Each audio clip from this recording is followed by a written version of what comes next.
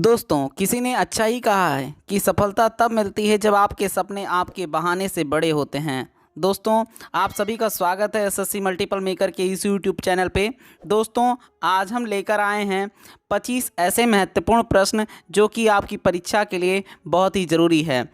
History के ऐसे 25 महत्वपूर्ण प्रश्न जो कि आपकी परीक्षा में बार बार पूछे गए हैं। तो दोस्तों, आपके सामने पहला प्रश्न है कि हड़प्पा सभ्यता की खोज किसने की? तो आपका आंसर क्या होगा? दयाराम साहनी। हड़प्पा सभ्यता की खोज किसने की थी? आपका आंसर होगा दयाराम साहनी। आप जानते हैं कि ये क्वेश्चन मैक्सिमम बार पूछा गया है। अगर आपके हिस्ट्री से क्वेश्चन बनते हैं तो मैक्सिमम बार पूछे गए हैं। तो दोस्तों, इसे ज़रूर याद रखिएगा। अब हम सेकेंड नंबर क्वेश्चन को देखते हैं। सेकेंड नंबर क्वेश्चन क्या है कि वह शासक जिसने एक सच्चे जैन मुनि की तरह उपवास के द्वारा शरीर त्याग दिया, वह कौन था? तो आपका आंसर क्या होगा? चंद्रगुप्त मौर्य। चंद्रगुप्त मौर्य एक ऐसे शासक थे जिन्होंने उपवास के द्वारा अपने शरीर को त्याग दिया था। तो ये क्वेश्चन बहुत ही मोस्ट इम्पॉर्टेंट क्वेश्चन है। थर्ड नंबर क्वेश्चन है कि तराइन का प्रथम युद्ध यानी 1191 में हुआ था, लेकिन किसके मध्य में लड़ा गया था? तो आपका आंसर क्या होगा? मोहम्मद गौरी और पृथ्वीराज तृतीय के मध्य हुआ था। ये मोस्ट इंपॉर्टेंट क्वेश्चन है और कई बार पूछा गया है। तो यहाँ पर हम सेलेक्टेड क्वेश्चन रखे हैं जो कि आपकी परीक्षा के लिए मोस्ट इंपॉर्टेंट रहेगा।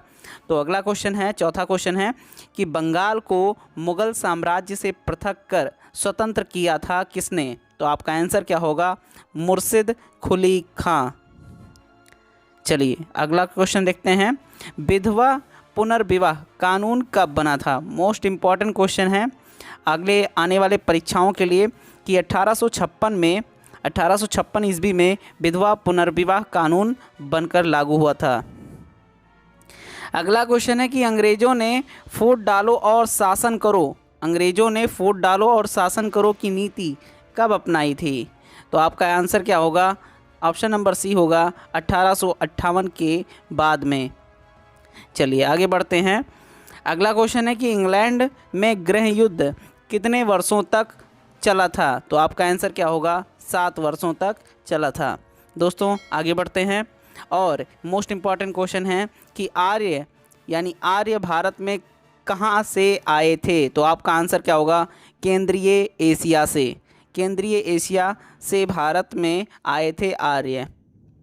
अगला क्वेश्चन है, सारे ही क्वेश्चन सेलेक्टेड हैं दोस्तों। ये मोस्ट इंपॉर्टेंट क्वेश्चन है और कई बार पूछा जा चुका है, तो आपको कहना ना पड़े आप इसे ज़रूर नोट करिएगा अपनी कॉपी में कि किस अवधि में रामायण और महाभारत की रचना हुई, यानी किस समय में। तो आपका आंसर होगा आर्य अवधि में क्या हुआ था? रामायण और महाभारत की रचना हुई थी। अगला क्वेश्चन है कि गुप्त समाज की स्थापना किसने की? तो आपका आंसर हो जाएगा चंद्रगुप्त। मोस्ट इंपॉर्टेंट है, कई बार पूछा गया है, कम से कम 10 से 15 बार पूछा जा चुका है कई परीक्षाओं में।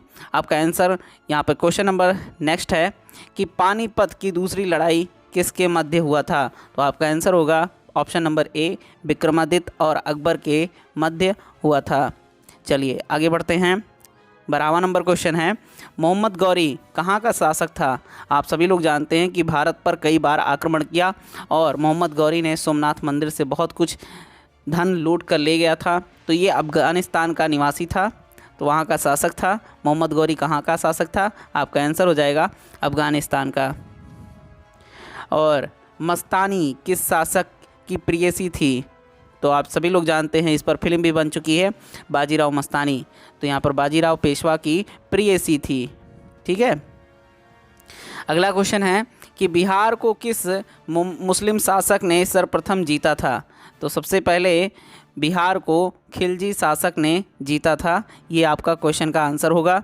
आगे बढ़ते हैं 15 नंबर क्वेश्चन पे कि मुग़ल काल में सर्वप्रथम किस शहर में अंग्रेज़ों ने अपने कारखाने स्थापित किए थे? और ये कई बार पूछा जा चुका है, आपको बताने का प्रयास हम नहीं करेंगे क्योंकि आप सभी लोग जानते हैं कि ये कई बार क्वेश्चन बहुत सारे परीक्षाओं में बन चुका है। तो आप इसे नोट करेंगे कि सूरत में।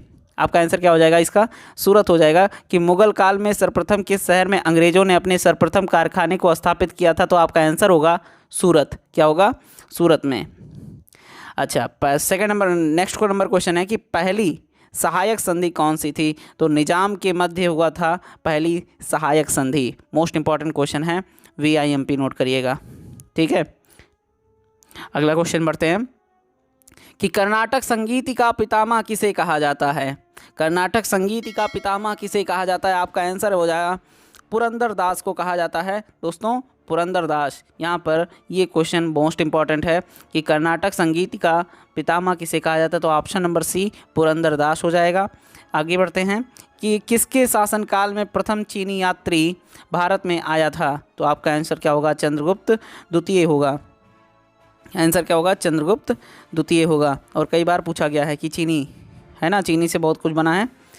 तो यहाँ पर नेक्स्ट नंबर क्वेश्चन देखते हैं कि निम्नलिखित मुगल शासकों में से किसे प्रिंस ऑफ बिल्डर्स के नाम से पुकारा जाता है? ये कई बार पूछा गया कि प्रिंस ऑफ बिल्डर्स किसे कहा जाता है।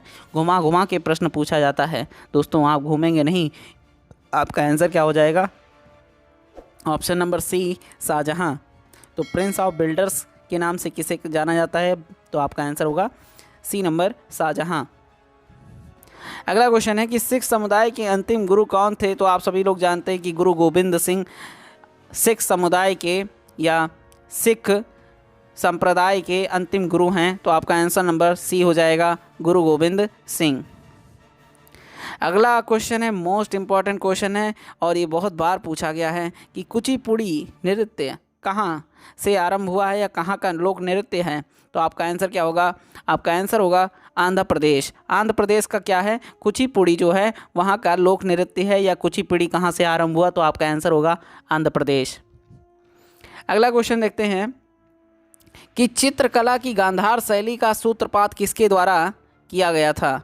आप सभी लोग जानते हैं, आपका आंसर क्या हो जाएगा? महायान संप्रदाय। एक संप्रदाय था महायान नाम का, उसके द्वारा गांधार शैली के सूत्रपात किया, यानी गांधार शैली का जो चित्रकला होती है उसका उपयोग किया सबसे पहले महायान संप्रदाय ने। तो आपका आंसर ये हो जाएगा महायान संप्रदाय। अगला क्वेश्चन है मोस्ट इंपॉर्टेंट क्वेश्चन है और आप सभी लोग जानते हैं कि ताजमहल से जब भी प्रश्न बनता है तो ये क्वेश्चन सबसे ऊपर रहता है कि ताजमहल की डिज़ाइन तैयार करने वाला वास्तुकार कौन था? यानी कि ताजमहल को बनाने से पहले उसका डिज़ाइन किसने बनाया, वास्तुकार कौन था? तो आपका आंसर क्या होगा? उस्ताद ईसा। एक उस्ताद ईसा थे, उन्होंने इसका डिज़ाइन तैयार किया था।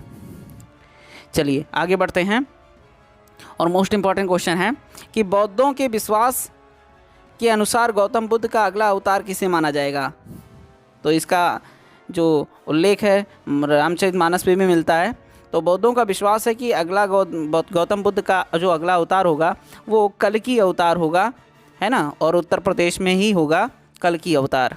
चलिए और लास्ट नंबर क्वेश्चन है दोस्तों, 25 नंबर क्वेश्चन है कि सम्राट अकबर ने निम्नलिखित में से किस महल का निर्माण फतेहपुर सीकरी में करवाया था? दोस्तों आप सभी लोग जान जाएंगे, ये मोस्ट इंपॉर्टेंट क्वेश्चन हैं कि सी नंबर ऑप्शन होगा पंचमहल। पंचमहल क्या हो जाएगा? इसका आंसर पंचमहल हो जाएगा। और ये बहुत इंपॉर्टेंट क्वेश्चन है दोस्तों, VIMP नोट करिएगा। ठीक है दोस्तों, वीडियो कैसा लगा? वीडियो को लाइक करिएगा, चैनल को सब्सक्राइब करिएगा और हाँ ये ज़रूर बताइए कि आपको वीडियो कैसा लगा। सारे क्वेश्चन आपके लिए सिलेक्टेड रखे गए थे, तो कमेंट ज़रूर करिएगा और अगर वीडियो अच्छा लगा है तो चैनल को सब्सक्राइब ज़रूर करिएगा। हम मिलते हैं नेक्स्ट वीडियो में, तब तक के लिए जय हिंद, जय भारत।